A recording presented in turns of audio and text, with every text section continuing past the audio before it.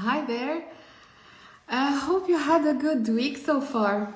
This is a new live with Ghalia focusing on fashion and fashion brand development.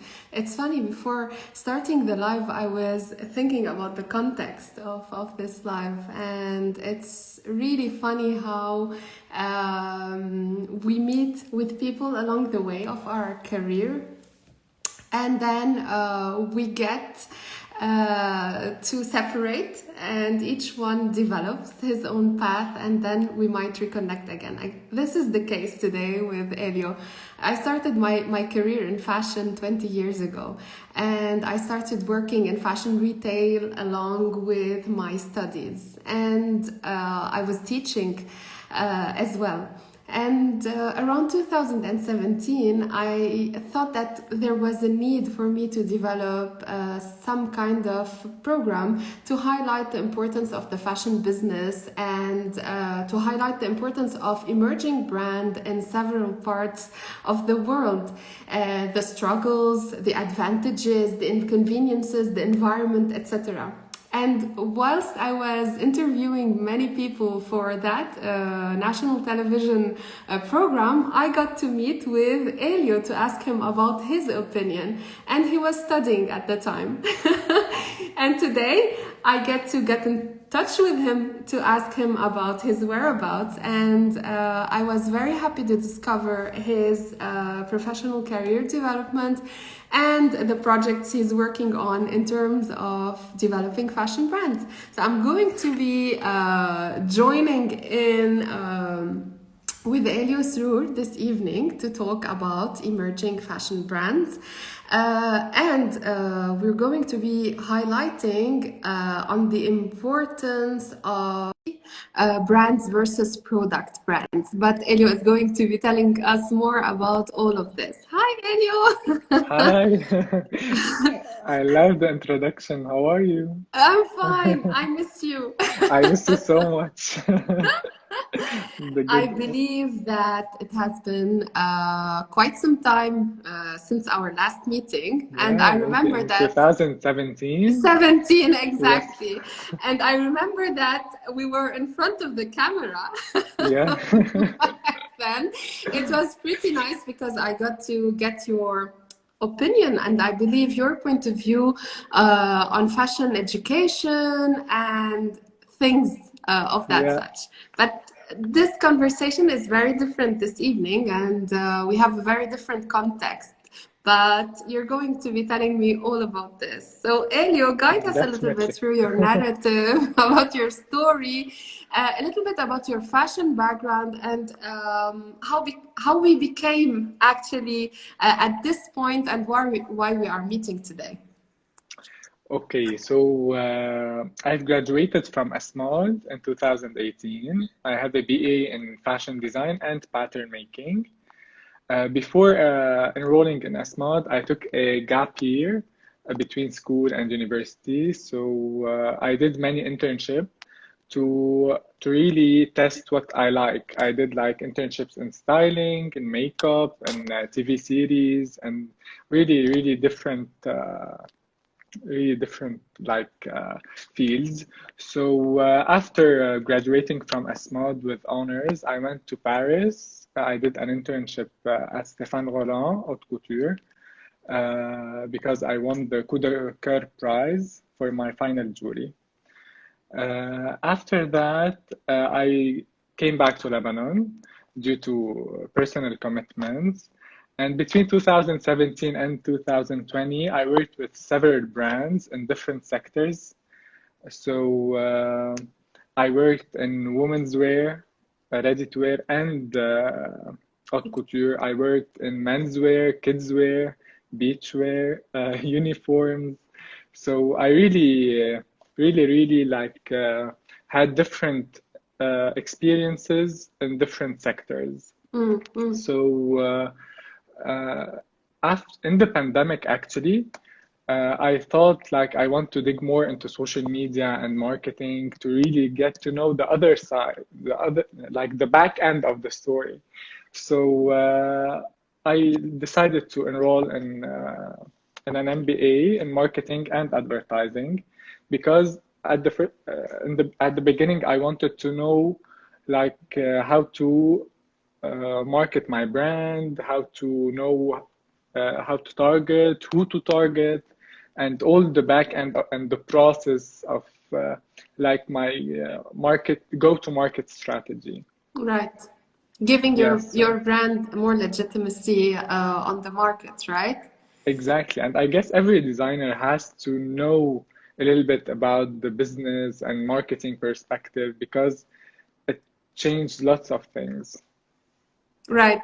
So we're not going to be dwelling a lot on that issue, and I hope I could have your opinion on that more often, or maybe in future live sessions. It's important for those who are watching us to understand that there's always a discrepancy between the actual fashion education and maybe the reality of going into the business side of the fashion industry.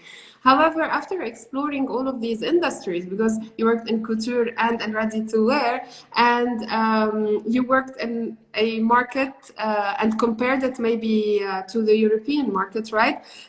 You thought that there is a need or a gap in the Lebanese market that was not filled yet? Okay, so as I mentioned, I worked with many brands, and the target of these brands were not only the Lebanese market. I worked with brands in Dubai, in Greece, in Paris, in China, and India. So my experience with many brands and different, if you want, cultures of brands, so made me gain the experience of knowing the brand standards more. يعني, the process was the same for all the brands, but at the same time, it was different for all the brands. Right. Because the process is the same if we think on a larger scale, but each brand has its standards and each brand has its like process and internal process. So working closely, really, even in different positions, I worked as a fashion designer, as a production manager, as a creative director. So working closely with all the departments made me gain the experience of thinking the reverse process. So especially after digging more into marketing, Right. usually a designer will go like and do his research to sketch to get the mood board and get the fabrics, etc. I had always the marketing back in my head, which was no, How I'll would the put my consumer receive it? audience exactly. I'll put my audience first. I'll put my market strategy first, etc. And then I'll go and make the designs. So Right. this was like a plus. You know your target, you know your audience, you know what you want, and then you design. Right. So So it's a different process of designing that is pretty much customer centric. exactly. Because we don't want to use the word marketing because sometimes some people might take it in a negative way. Yeah. Right? So we're talking about customer centricity was which makes us also look at customers from different perspective, actually in the sense that brands today should be catering to customers more than pushing a product for them. Exactly. We're customer oriented rather than sales oriented or like Right. And going back from a European environment to a Lebanese environment, even though this was a brief moment or instance in your career, would you see that there are different ways of managing brands from Lebanon and from other countries? uh, for me it was not really different because I am the same everywhere. But the culture of the company and the culture of the brand was different. So it's definitely different between one company and one and another. The process was different. The people you meet, the process is different, but it was not as challenging as I thought. It was Okay. easier. Maybe because it was much structured. Yeah. Perfect. And even in Lebanon, you can see the difference between, let's say, the startups, between the more like established brands. So it's, for me, it's not the place, it's more about the the life cycle experience. of the company, right? Yes, yes, There's a point that I would like to highlight this evening with you, which is the development of a brand, but this time a brand that is pretty much customer centric. Now, yes. linking back to all of your experiences and your career, maybe aspirations, I see pretty much this new vision of managing a brand, not from a product perspective, rather from a community perspective. Tell us a little more about, first of all, this curiosity, if I might use the word, of digging more into social media and this culture, and why it's important today to look at this aspect before developing a brand.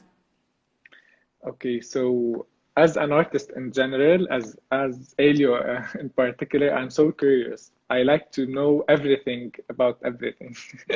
I like to do my research, even يعني, in some topics that are not really related to fashion. And sometimes I get my inspiration, most of the times actually, I get my inspiration outside the fashion world. Right. So curiosity helped me a lot to search more into social media, into the trends, into the new communications and the strategies, and how to really use this tool that we have smartly, but at the same time transparently, to get to this brand. As you said, this brand is more community oriented. The target audience is more, how can I say, it's more delicate. It's like you have to act with it in a special way. Right. Okay. So again, right, only by looking at the definition of a community and the community's need, you would understand that if you're paying attention, there are specifics or maybe certain ways of dealing with your community. And you're working certainly with a community that is very delicate and that requires more attention. How do you cater for that delicate attention through your work today? Okay, so we're trying to be as close as possible and as transparent as possible, and not faking it. We're not trying to faking it. We go where the girls go. We do what the girls do. So it's not a relation between a brand and the customers, as long as it's a community. We're being transparent. We're not faking it. We're not faking the image of a girl or the image of a brand. We're being so honest, while at the same time giving an honest product, a product that is honest for the girls and for the community. So it's not only a community-based brand. We have at the same time a product that we want to deliver, but we're not delivering it just to increase our sales or to drive sales, or it's not that. So if we can rethink of that strategy, we're saying that you're being very honest. You're not forcing an image of a brand. You're relating, or actually you're mirroring this audience's attitude and personality through your product, and you're telling your audience, this is what I can offer you. You can take it as is, and it is as honest as it can be, right? And this Exactly. is a We're new, spending time with the teenagers as well. It's not like I'm asking someone who's 30 years old or 40 years old yes. her opinion. I'm spending time with the teenagers to see what they really like, the topics they really like, because teenagers 10 and 15 years ago is not the same as now.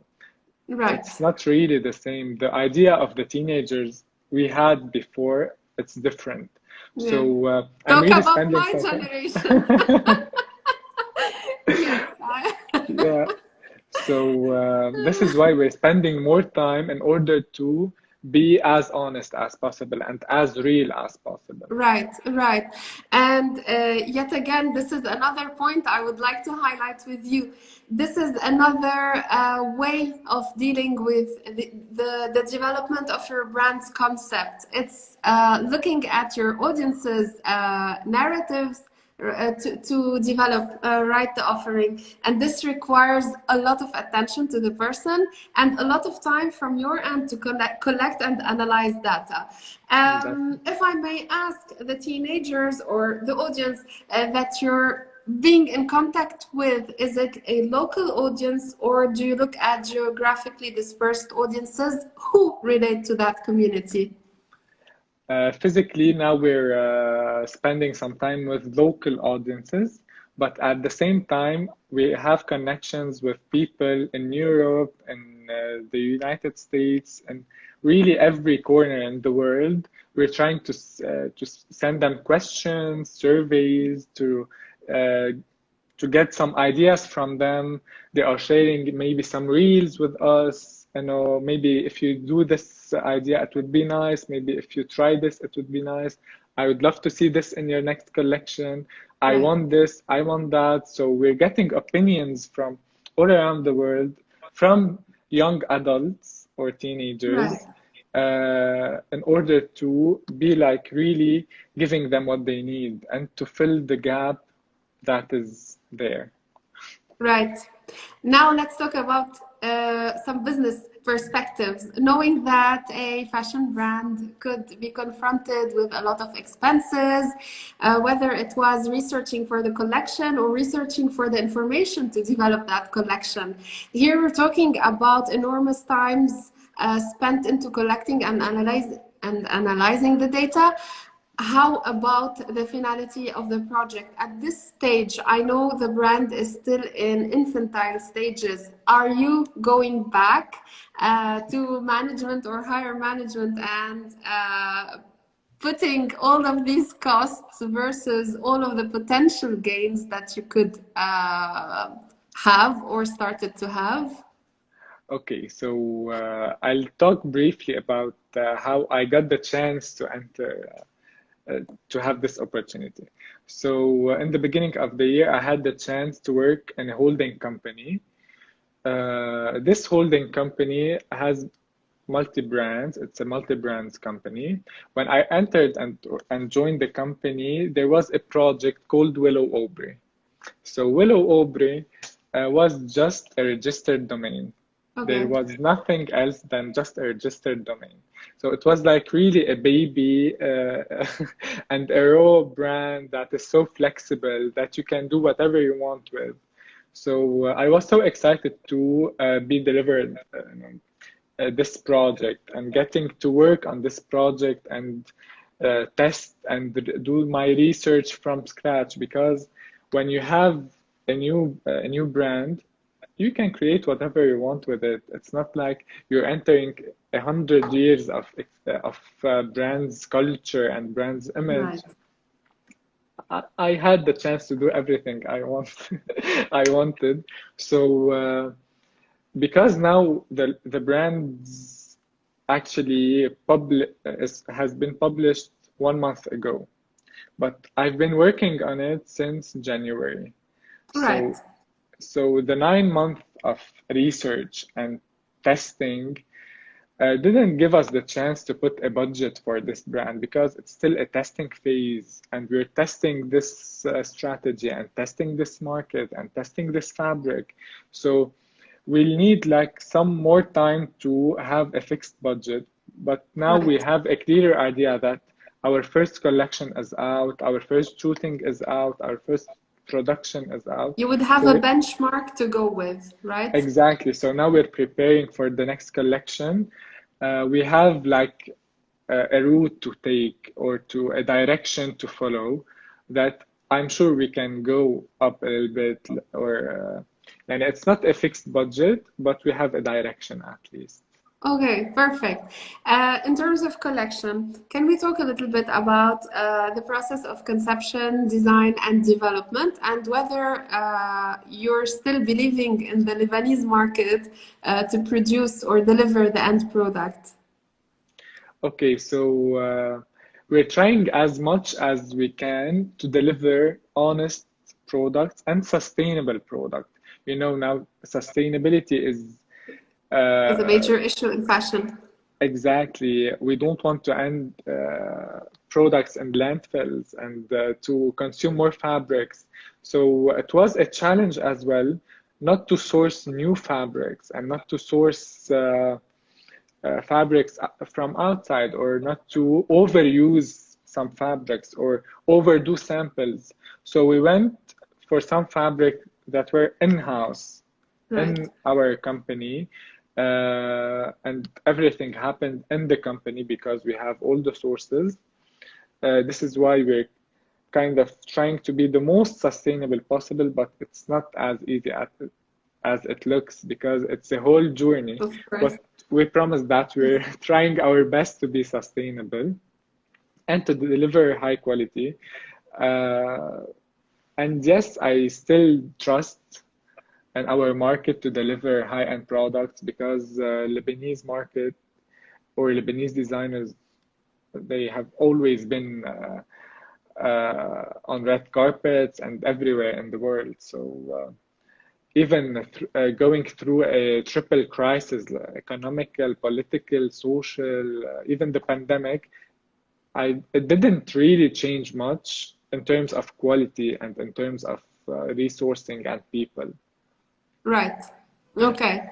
So this is a point also that I would like to attend to. But right after I ask about the production, are you following a certain made-to-order type of production since everything is done in-house, or are you still producing smaller quantities and then assessing if you would need to produce or more based on orders?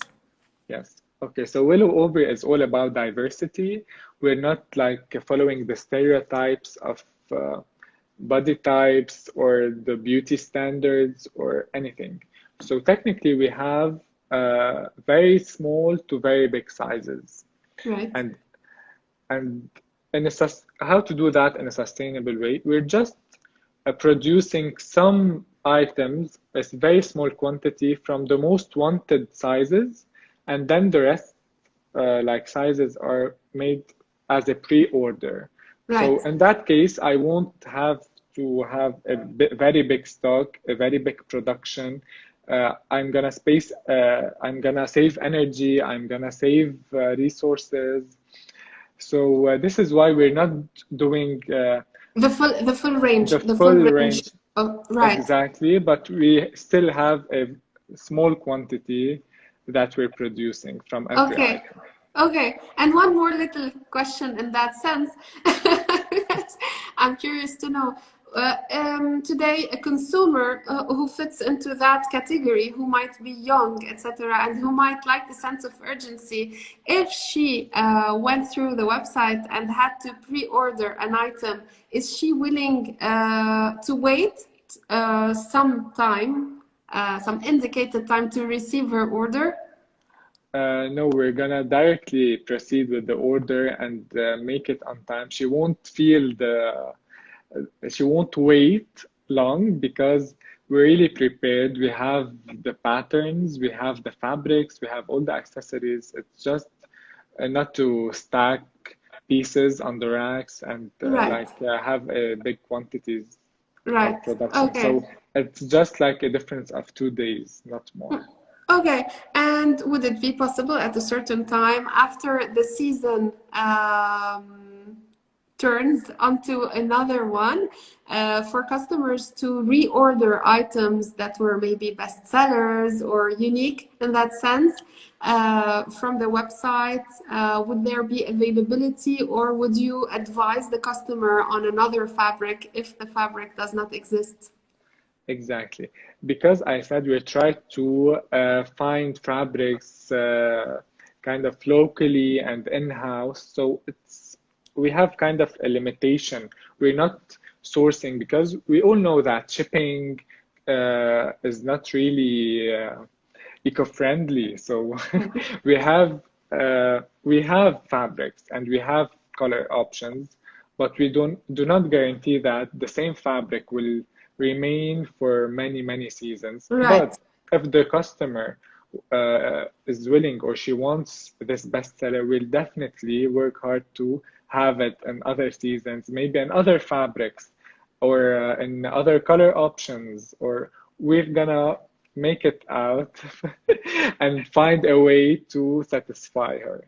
Okay, perfect. Thank you everyone who's commenting and sending your little hearts. I'm And just thank you checking for now. Giuliano, who just checked the Instagram. And please do follow Thank you, Julia. Willow Aubrey's. Thank you so much for that. So back to the Lebanese market and to the difficult reality of the market. So it has always been an attractive market to the fashion industry, right? Yes. However, it's so many beautiful days, but these beautiful days are recently challenged. So, how can you describe the current state of the fashion market in Lebanon today? I mean, vis-a-vis your direct competitors, vis-a-vis consumers, vis-a-vis the business fashion environment. Okay, as a Lebanese designer who has a private label other than Willow Aubrey, it, I can say that we faced many challenges since the start of the pandemic and the start of the crisis. It was not easy because it was hitting us from all the the sides, but we remained focused on our main goal.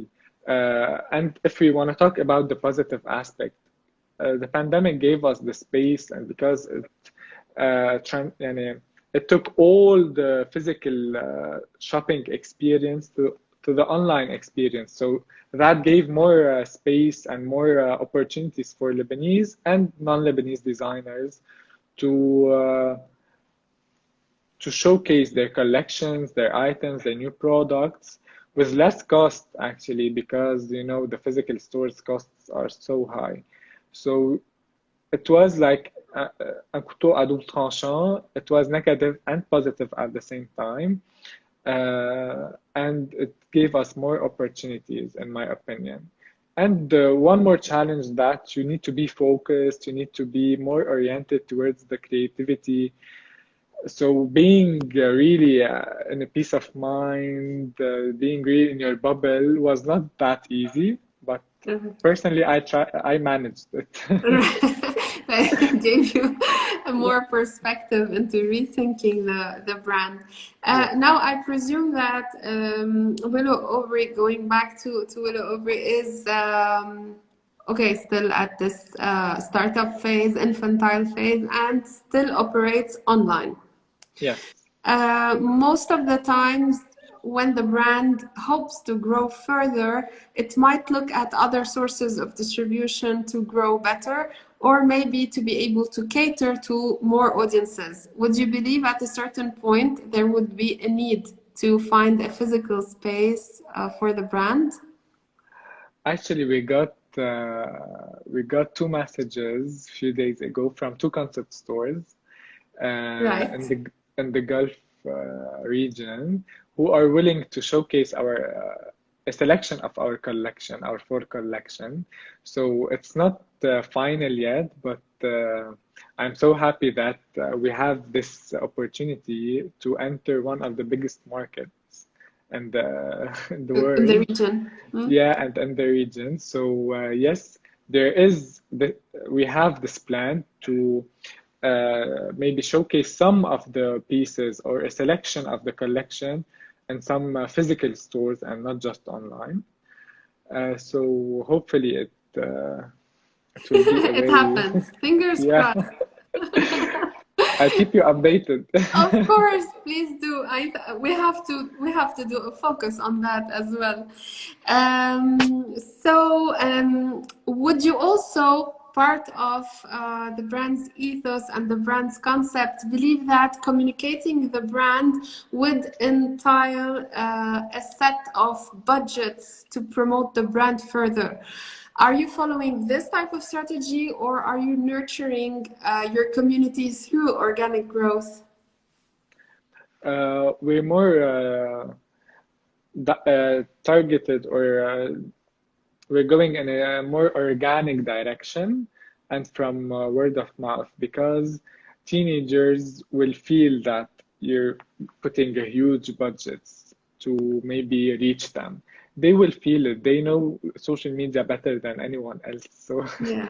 so we're trying more to, because after the surveys and after spending some time with the teenagers, I realized that they have influence on each other.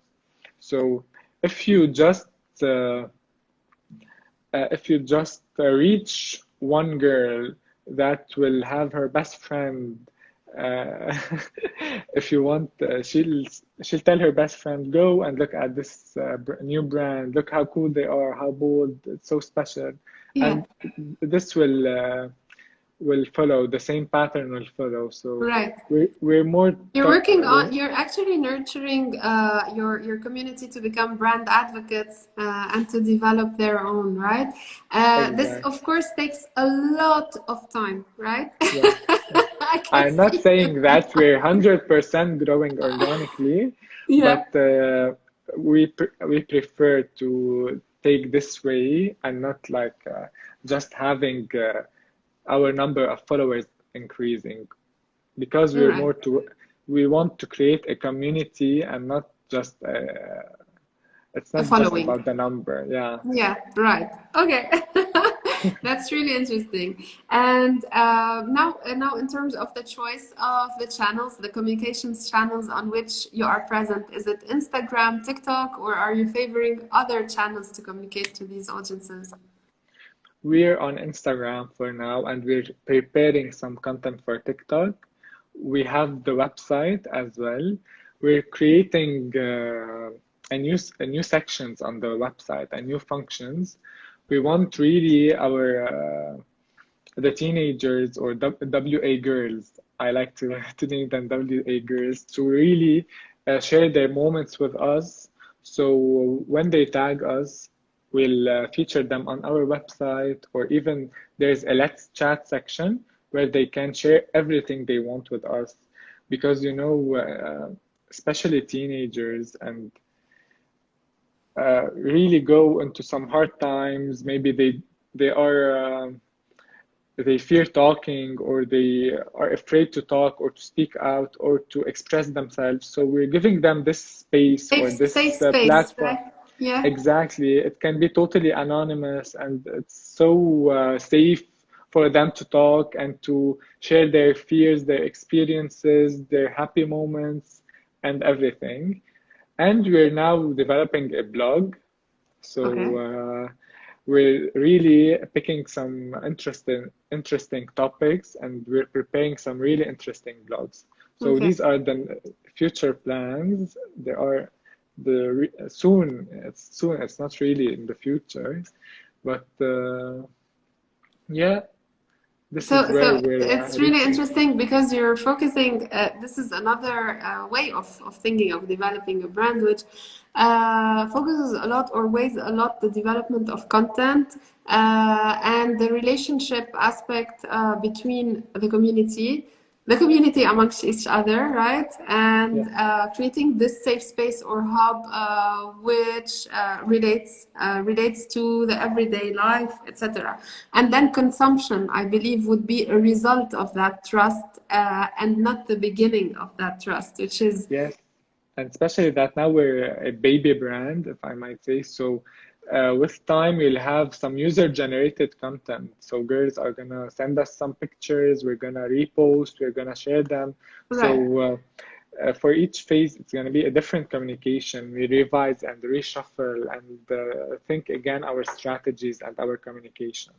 Right. So it's really interesting. And this is also thought since the beginning, or actually putting the brand in a state of acceptance that it's not going to be looking the same all the time, which Yes. again relates to the first idea that we talked about. I mean, working with a brand who has 100 years old of existence wouldn't maybe accept this type of management as you're doing.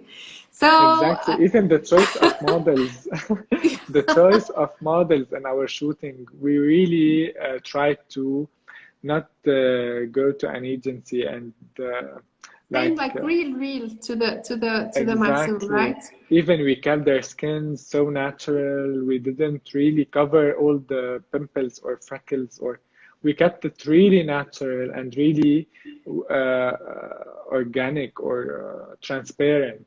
Because if you're trying to sell a fake picture of a teenage girl, you won't make it. Yani you're Right. starting wrong.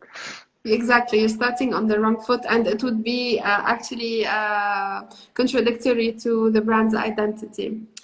I believe that if we want to describe the brand all in all and overall, we would say that this is not a conformist fashion brand. It's a Yes. community-based type of brand which pays much attention to the audience and tries to mirror the target audience's need and lifestyle through the product that it aims to develop. What else do we need to know about the brand and that we didn't cover? Okay. Like secrets. Secrets. Are you sure I'm gonna tell you secrets? Okay, so a brief about Willow Aubrey. Willow Aubrey is more than just a clothing brand. It's a sense, a feel, a vibe, a lifestyle, a community, a space where you can be yourself, a safe community. So Willow Aubrey, and our tagline is join the circle. Why join the circle? Because we're a community. We're inviting people to come. We're not reaching them in terms of trying to target them. We're inviting them to join the circle. We're inviting them to join Willow Aubrey Click. So even when we're getting messages, how can I join WA Girls? How can I be a WA girl? So this is really so overwhelming. Of And course. Willow Aubrey is here to fill the gap between childhood and adulthood. Because when young adults or teenagers want to shop, they really struggle to find a brand that is really made for them, from them to them. So this is why Willow Aubrey is here, for them to feel like there is a young adult brand. I don't want to shop from the kids section, and I don't want to shop from the women's section yet. So I Right. don't want to look like my mom, and I don't want to be like look like my little sister.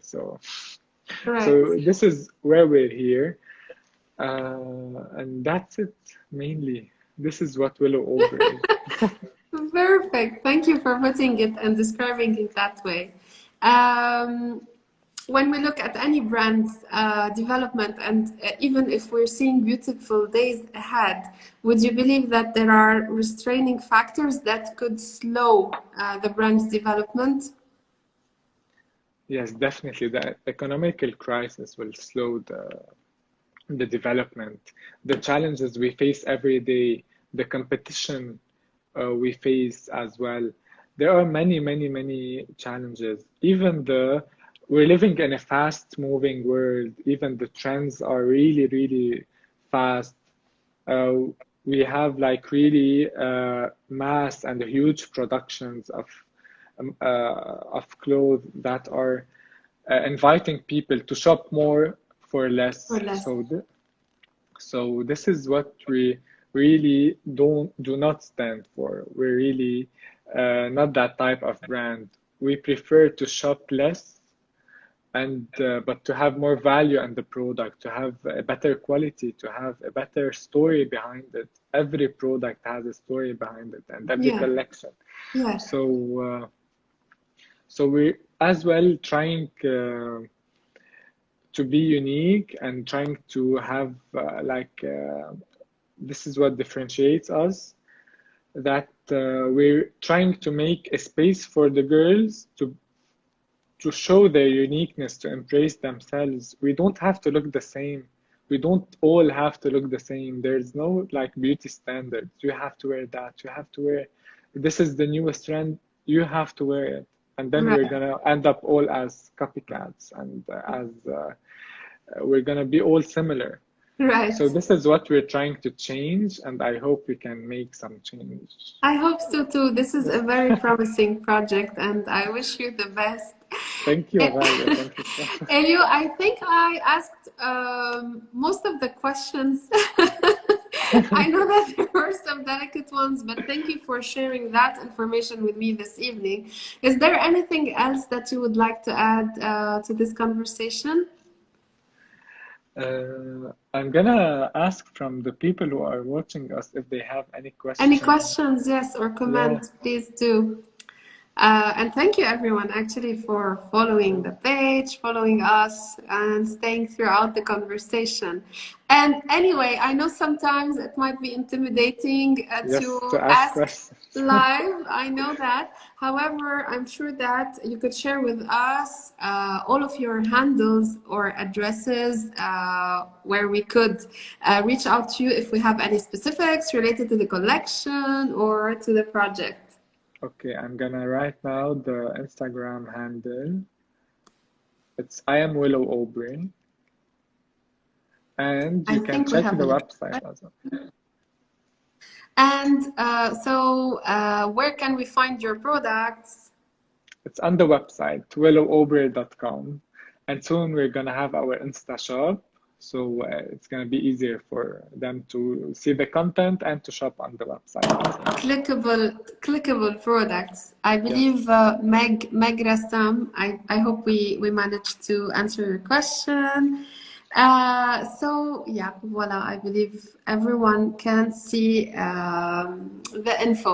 As soon as the live ends, I will be also resharing the story and all of the information related to the brand for those Yes. who would like to follow, and we invite everyone to follow the page. Elio, Thank you so much. Really, thank you. It thank was you a so much. pleasure. I mean, it's so nice to. I'm always very I hope to happy see you when I do. soon, actually. Hopefully, hopefully, and I would like to go and see the brand in situ and on site and see Hopefully. how everything is happening because it's really exciting. And again, for those who don't know me, I come from this era where fashion was massively produced into very precise processes. And actually, I spent some time even teaching students how to do these processes, and we're growing into new eras of fashion that are more conscious, more relevant, and more relatable. And I hope that the Yes. project only sees the light, as it's very promising, I believe. I hope so. Thank you so much. And as you said, now people are more oriented towards shopping sustainably. Now people know more about the quality. They dig more into the details.